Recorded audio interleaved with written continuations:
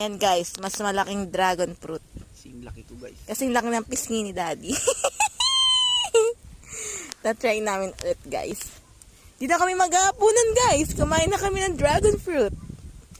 Ayan oh. Yummy! Bye. Sarap yan guys oh. Ayan oh. Mas masarap yan pag malamig na Daddy. Kanya lang, nagutom si Daddy. Tamis na Laki. dragon fruit. Ayan, titikman na ni Daddy. Dragon Balls! Sarap. Masarap. Ay! Yung ilong mo merong red. Pink? Pink ba yan? Red? Purple? Sarap guys. Patikim ako. Tikim ako.